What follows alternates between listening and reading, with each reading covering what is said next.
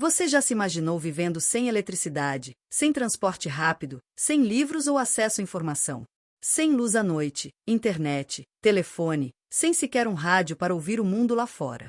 Como seria o nosso cotidiano se não existissem computadores para processar dados, veículos motorizados para nos levar a lugares distantes, ou mesmo a imprensa para espalhar notícias de forma global? Imagine um mundo onde cada mensagem precisasse ser escrita à mão e levada por alguém a cavalo, onde o tempo fosse marcado apenas pelo nascer e o pôr do sol, onde a ciência estivesse restrita a poucos, e a cultura circulasse apenas entre os que podiam pagar por manuscritos raros. Um mundo mais lento, mais isolado e profundamente limitado. Então preparem-se, porque hoje vocês vão conhecer as 5 invenções que revolucionaram a humanidade.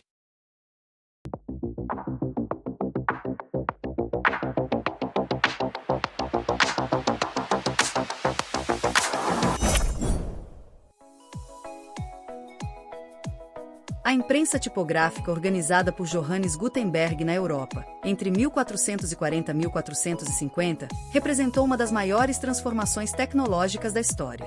Seu sistema introduziu na Europa o uso prático de tipos móveis em metal e métodos de impressão que permitiam a reprodução em grande escala. Máquinas de impressão com tipos móveis já existiam em regiões da Ásia como na China e na Coreia, séculos antes. O diferencial de Gutenberg foi adaptar e aperfeiçoar esse conceito para a realidade europeia, criando um modelo econômico e prático de produção em larga escala. Diferente da cópia manual, que demandava tempo e alto custo, a técnica de Gutenberg possibilitava montar composições tipográficas reutilizáveis e produzir centenas de exemplares de maneira rápida e relativamente padronizada.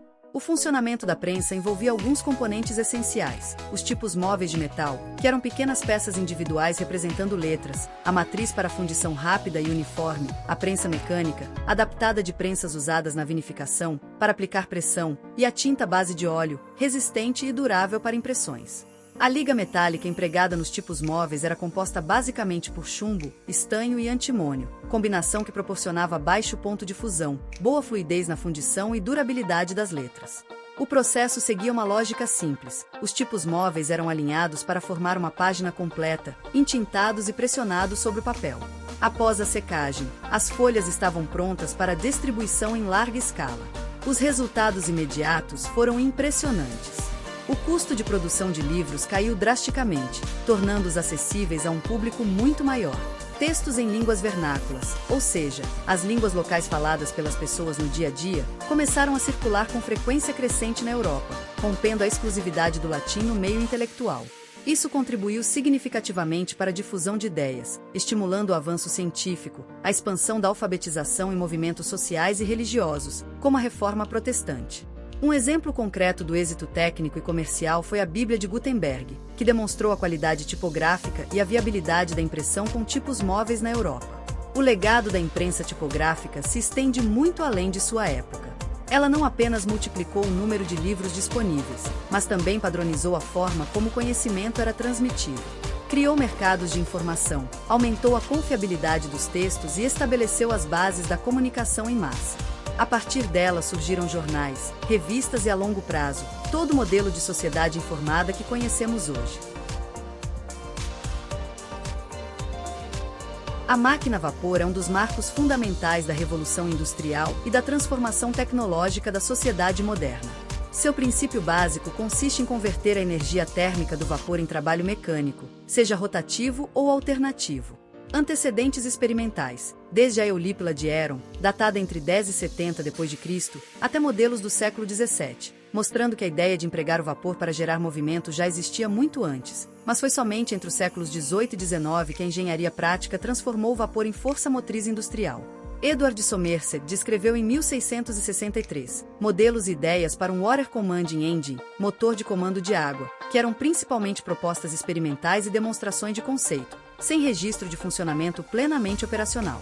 Entre os desenvolvimentos práticos está Thomas Savery, que em 1698 patenteou uma bomba a vapor sem pistão, usada para bombear a água das minas de extração alagadas, frequentemente considerado o primeiro aparelho a vapor de uso comercial, embora tivesse sérias limitações práticas e de segurança.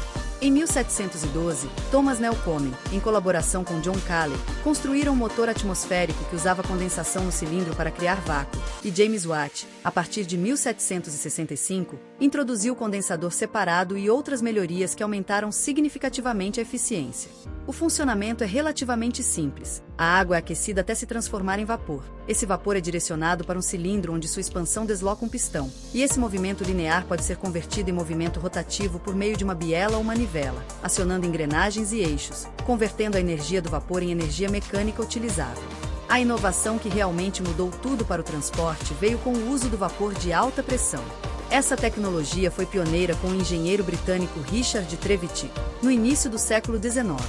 Trevithick percebeu que motores mais potentes e compactos poderiam ser construídos com esse tipo de vapor, e foi ele quem desenvolveu as primeiras aplicações móveis. Isso permitiu a criação de locomotivas, que rodavam sobre trilhos, e também de veículos experimentais para estradas, como o Puffin Devil, construído em 1801.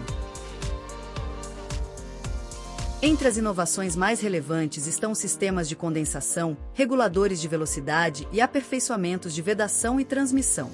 O impacto progressivo foi revolucionário. A máquina a vapor começou a substituir gradualmente a força humana, animal e, em muitos casos, a energia hidráulica localizada, possibilitando fábricas centralizadas, produção em larga escala e uma reorganização da economia. A história da máquina a vapor se estendeu por séculos, impulsionando a organização do trabalho, a urbanização e o crescimento econômico, e abrindo caminho para as tecnologias futuras. O motor de combustão interna é uma das invenções que transformou radicalmente o transporte e a indústria moderna. Ao contrário do motor a vapor, sua combustão ocorre dentro do próprio cilindro, gerando a expansão dos gases que desloca o pistão e produz trabalho mecânico. A história desse motor é marcada por múltiplas contribuições ao longo do século XIX. Experimentos pioneiros antecederam sua consolidação, como o de Robert Street em 1794, que foi o primeiro a usar combustível líquido, o pirelófore, construído pelos irmãos Nicéphore e Claude Niepce em 1807, sendo considerado o primeiro motor a combustão funcional da história, o motor de François Isaac de Rivaz em 1813, e o de Eugênio Barsanti e Felice Matteut em 1853. Esses esforços foram fundamentais para o surgimento dos primeiros motores a gás práticos de Etienne Lenoir em 1860, seguidos por modelos mais eficientes e comercialmente viáveis desenvolvidos nas décadas seguintes. Em 1862, o princípio do motor de 4 tempos foi idealizado pelo engenheiro francês Alphonse Béal de Rochas, mas foi Nicolaus Otto que tornou prático o motor de 4 tempos, com aplicações comerciais a partir de 1876, conhecido como ciclo Otto. E inventores como Carl Benz e Gottlieb Daimler levaram esses motores para aplicações veiculares. Em 1885, Gottlieb Daimler e Wilhelm Maybach adaptaram seu motor a gasolina a um chassi de madeira com 2 rodas, criando a Daimler Reitwagen, considerada a primeira motocicleta motorizada. O veículo atingia cerca de 11 km por hora, mas tinha um propósito experimental e funcionava mais como um protótipo para demonstrar o potencial do motor a gasolina do que como uma motocicleta prática para uso cotidiano. Pouco depois, em janeiro de 1886, Carl Benz criou e patenteou o Benz Patent Motorwagen, um triciclo movido a gasolina capaz de atingir cerca de 16 km por hora, considerado o primeiro automóvel do mundo. Rudolf Diesel patenteou o princípio do motor de compressão em 1892 e apresentou um protótipo funcional em 1897, criando a base para motores por ignição por compressão, conhecido como ciclo diesel, que foram amplamente usados em caminhões, tratores, navios, locomotivas e equipamentos industriais, devido à sua eficiência e capacidade de gerar torque elevado. O funcionamento dos motores segue ciclos termodinâmicos específicos. No ciclo Otto, usado em motores a gasolina, a admissão da mistura ar-combustível, compressão, ignição por faísca e escape dos gases. Já no ciclo diesel, a ignição ocorre por compressão do ar seguida da injeção do combustível, aproveitando o calor gerado pela compressão para provocar a autoignição do combustível. O impacto gradual ao longo de décadas foi significativo. O motor de combustão interna permitiu propulsão mais leve e com maior relação peso-potência, tempos de partida menores e mobilidade individual escalável, acelerando a substituição gradual de soluções a vapor e da tração animal em muitos meios de transporte, dando origem ao automóvel, à aviação leve e a barcos motorizados. Porém, ao mesmo tempo, Essa inovação introduziu uma dependência crescente de combustíveis fósseis e trouxe desafios ambientais como poluição e aumento de emissões de dióxido de carbono, questões que permanecem centrais no debate sobre energia e sustentabilidade até hoje. A eletricidade, como domínio da geração, distribuição e uso controlado de corrente elétrica, foi o resultado de uma sequência de descobertas científicas e avanços tecnológicos acumulados ao longo dos séculos. Desde a antiguidade, fenômenos elétricos simples como a observação de que o âmbar friccionado atraía pequenas partículas leves como lã e pena, relatado por Tales de Mileto, em 600 a.C., já despertavam curiosidade, mas foi somente a partir do século XVII que surgiram estudos mais sistemáticos. Pesquisadores como William Gilbert, Benjamin Franklin e Alessandro Volta deram contribuições fundamentais para o entendimento e para as fontes de eletricidade. No século XVIII, anatomistas descreveram órgãos elétricos em peixes, e em 1791, Luigi Galvani publicou estudos sobre eletricidade animal, mostrando que estímulos elétricos faziam pernas de rã contraírem, fenômeno chamado de galvanismo. Depois, em 1836, Michael Faraday construiu a gaiola de Faraday, demonstrando que o campo elétrico de um condutor não afeta o interior de uma câmara metálica, protegendo quem estiver dentro da blindagem eletrostática de campos elétricos externos, e em 1873, James Clerk Maxwell publicou um livro chamado Tratado sobre Eletricidade e Magnetismo, no qual apresentou a teoria que unificou esses fenômenos, estimulando vários teóricos a pensar em termos de campos descritos a respeito de suas equações.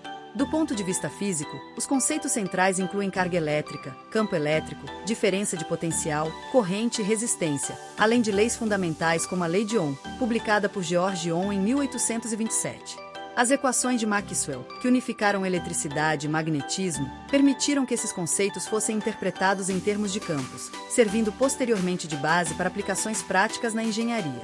Essa engenharia deu forma ao conhecimento por meio de geradores eletromagnéticos, dinamos, transformadores, linhas de transmissão, motores elétricos, lâmpadas, aparelhos de comunicação e dispositivos domésticos como o plugue elétrico destacável, inventado por Harvey Hubel, que tornou o uso da eletricidade mais seguro e prático. Ao longo do século XIX, a eletricidade deixou de ser mera curiosidade acadêmica e tornou-se infraestrutura, o desenvolvimento de geradores e sistemas de distribuição, seguido pela chamada Guerra das Correntes, entre o final de 1880 e início de 1890, entre sistemas defendidos por Thomas Edison e por Nikola Tesla e George Westinghouse, que foi decisivo para definir a forma como a energia elétrica seria transmitida em larga escala. Esses avanços trouxeram aplicações imediatas de grande importância. A iluminação pública e doméstica tornou-se mais eficiente, substituindo as antigas velas e lamparinas. Máquinas industriais passaram a ser movidas por motores elétricos, aumentando a produtividade, e sistemas de telecomunicação, do telégrafo ao telefone, integraram-se a essa infraestrutura. Em longo prazo, a eletricidade reorganizou cidades, padrões de trabalho e a economia, abrindo caminho para toda a infraestrutura energética e de comunicação moderna. O computador é um dispositivo projetado para processar informações de forma sistemática, seguindo algoritmos e operando sobre dados armazenados. Ele pode ser entendido tanto como resultado de séculos de tentativas de automatizar cálculos, quanto como a base da sociedade digital contemporânea. A ideia de criar máquinas capazes de realizar operações matemáticas acompanha a humanidade há muito tempo. Um exemplo remoto é o mecanismo de Anticythera, século II a.C., um dispositivo mecânico analógico de engrenagens capaz de prever posições astronômicas, eclipses e ciclos lunares, um computador analógico da antiguidade, mas não programável no sentido moderno. Séculos mais tarde, no século XVII, surgiram dispositivos como a calculadora pascalina, criada pelo francês Blaise Pascal em 1642, e a máquina de Leibniz, criada pelo matemático e filósofo alemão Gottfried Wilhelm Leibniz no final do século XVII, sendo uma das primeiras calculadoras mecânicas capaz de realizar cálculos de adição, subtração, multiplicação e divisão, que ampliaram a automação de cálculos aritméticos. No século XIX, Charles Babbage projetou a máquina analítica, descrita a partir de 1837, considerada precursora dos computadores modernos por idealizar memória, engenho central, o equivalente à unidade de processamento ou CPU, e o uso de cartões perfurados. Tratava-se de um projeto conceitual avançado que, porém, não foi totalmente construído na época devido a limitações técnicas e financeiras. Ada Lovelace, nas notas que traduziu e ampliou sobre a máquina analítica, criou o primeiro algoritmo para calcular os números de Bernoulli e escreveu as instruções para a máquina, sendo frequentemente creditada como a primeira programadora da história. Alan Turing, em 1936, criou o conceito de máquina de Turing, um modelo teórico de um computador capaz de simular qualquer algoritmo. Essa ideia se uniu à tese de Church-Turing, que propõe que tudo que é computável pode ser feito por uma máquina de Turing. Juntos, esses conceitos estabeleceram as bases teóricas da computação, mostrando que um único computador universal poderia resolver qualquer problema. Poucos anos depois, durante a Segunda Guerra Mundial e logo após ela, surgiram os primeiros computadores programáveis, como o SUSE Z3, em 1941 na Alemanha, frequentemente considerado o primeiro computador eletromecânico programável funcional do mundo, máquinas eletrônicas de grande escala como o Colossus do Reino Unido de 1943. Para a criptoanálise, e o ENIAC, nos Estados Unidos, desenvolvido entre 1943 e 1946, demonstraram o potencial da computação em aplicações científicas e militares. A consolidação conceitual veio com a arquitetura tipo von Neumann de 1945, que definiu a organização básica CPU, memória, dispositivos de entrada e saída e o armazenamento de instruções, que é a base de quase todos os computadores que usamos hoje. Esse modelo, junto ao desenvolvimento de transistores e posteriormente de circuitos integrados, permitiu que a partir de 1971, os microprocessadores transformassem máquinas antes restritas a laboratórios em computadores pessoais acessíveis a milhões de usuários. Essa tecnologia foi capaz de automatizar cálculos que antes exigiam esforço coletivo de matemáticos e técnicos, além de processar grandes volumes de dados em velocidades inimagináveis, transformando a indústria, a administração pública, pesquisa científica, logística militar e diversos outros setores da tecnologia.